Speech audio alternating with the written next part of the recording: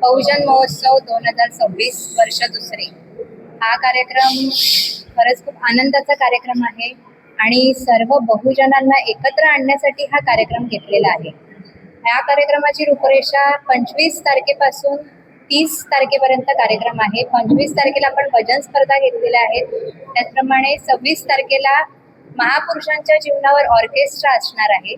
27 तारखेला विद्यार्थ्यांसाठी कार्यक्रम असेल, त्यामध्ये चित्रकला स्पर्धा असणार आहेत, शिवाय नृत्य स्पर्धा असणार आहेत आणि 28 तारखेला प्रबोधनाचा कार्यक्रम असेल. 29 तारखेला कीर्तनात्मक प्रबोधनाचा कार्यक्रम असणार आहे आणि 30 तारखेला हा 30 तारखेचा दिवस आपण महिलांसाठी ठेवलेला आहे, ज्यामध्ये रांगोळ्या स्पर्धा असणार आहेत, शिवाय होम मिनिस्टरचा कार्यक्रम असेल आणि महिलांना उद्देशून महिलांचं प्रबोधन होण्यासाठी आपण मान्यवरांना बोलवलं आहे, ज्यामध्ये वकील असणार आहेत, ज्या महिलांचे कायदेविषयक माहिती देणार आहेत महिलांना.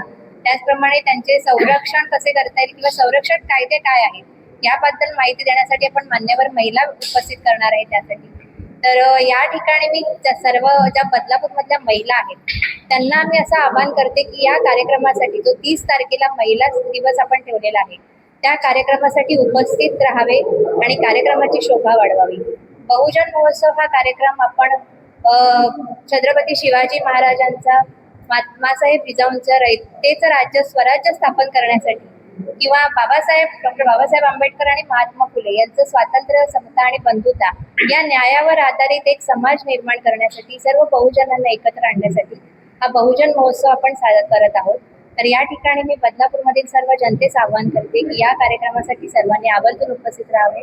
बहुजन महोत्सव ही संकल्पना निलेश दादा एलिमेंटच्या माध्यमातून तमाम साऱ्या संघटनांच्या वतीने आलेली आहे. बहुजन महोत्सवाच्या माध्यमातून आम्ही समाजामध्ये एक चांगला मेसेज देऊ इच्छितो की बहुजन ही जो शब्द आहे, हा शब्द एका जातीविषयक शब्द नाही, तर 18 पगड जाती 12 बलुतेदार दर्जे छत्रपती शिवरायांच्या स्वराज्यामध्ये होते. या सगळ्या लोकांना बहुजन शब्द उच्चारला गेलेला आहे. बहु म्हणजे जास्त, जन म्हणजे लोक, संख्येने जास्त असलेले इथले भारतातले 6,500 जाती, ज्या वेगवेगळ्या जाती समूहांमध्ये मोडलेले हे सर्व लोक बहुजन आहेत. आणि ही बहुजन संकल्पना ही खऱ्या अर्थानं बदलापूरमध्ये उतरवून इथला मराठा, कुणबी, आगरी, तेली, कोली, माली, महार, मांग, चांभार, सुतार, ढोर, कुंभार, मुस्लिम, शीख, लिंगायत, जैन, ख्रिश्चन धर्मीय या सर्व लोकांना एकत्र करून बहुजन ही संकल्पना पेरून आम्ही या भारतातले भूमिपुत्र आहोत आणि आम्ही जर एकत्र आलो तर येणाऱ्या काळामध्ये छत्रपती शिवरायांचं स्वराज्य निर्माण होईल, ही संकल्पना घेऊन बहुजन महोत्सवाला आम्ही सुरुवात केली. बऱ्याच वेळा आपण बघत असाल की बरेच उत्सव होत आहेत. या कुठल्याही उत्सवाला हा टार्गेट करून किंवा त्यांना आम्ही त्यांच्या द्वेषाने निर्माण केलेला हा बहुजन महोत्सव नाहीये. तर बहुजन महोत्सवाच्या माध्यमातून आपण बघत असाल की जेवढी पण गोष्ट आहे ती आमच्या संस्कृतीशी रिलेटेड आहे. जसं भजन असेल, या भजनाच्या माध्यमातून युवकांनी काय घेतलं पाहिजे. बहुजन जल्लोष ऑर्केस्ट्रामध्ये पण आपण ते सांगितलं की बहुजन महापुरुषांची काय विचारधारा आहे त्याच्यामध्ये, म्हणजे समाजातली जी घटकं आहेत त्या घटकातून आपल्या युवकांना काय मेसेज देता येईल, तरुणींना काय मेसेज द्या, इथल्या पालकांना काय मेसेज देता येईल, हा मेसेज त्यांच्या डोक्यामध्ये ज्या पद्धतीने आम्हाला पोहोचवता येईल तो पद्धत आम्ही याच्यामध्ये वापरलेली आहे.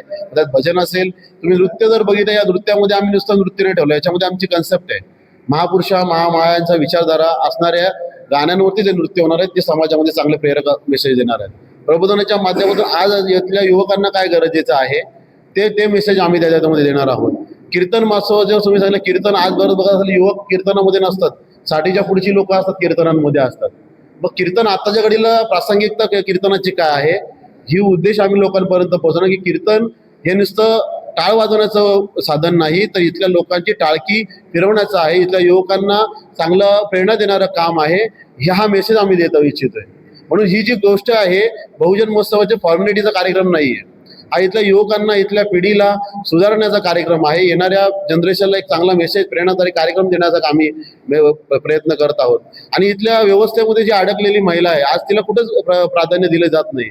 म्हणून होम मिनिस्टर हा असा एक माध्यम आहे की या माध्यमातून पण त्या महिलेमध्ये जे दिवसभरात ज्याची चूल आणि मूल बघते किंवा ती काम बघते, तिला बाहेर निघायला मिळत नाही, तिचा पूर्ण मन मोकळेपणे तरी बाहेर आली पाहिजे आणि तिचा आझादपणे तिचा विचार त्यांनी मांडला पाहिजे. म्हणून हा कार्यक्रम सुद्धा होम मिनिस्टरच्या नावाने आम्ही ठेवलेला आहे, जेणेकरून इथली महिला जी घरामध्ये बसली ती बाहेर येऊन तिचे विचार व्यक्त करेल, ती आनंदपणे खेळू शकते, बागडू शकते, जो संविधानाने तिला दिलेला अधिकार आहे त्या अधिकाराचा ती योग्य वापर करू शकते. त्यासाठी हे कार्यक्रम आहे.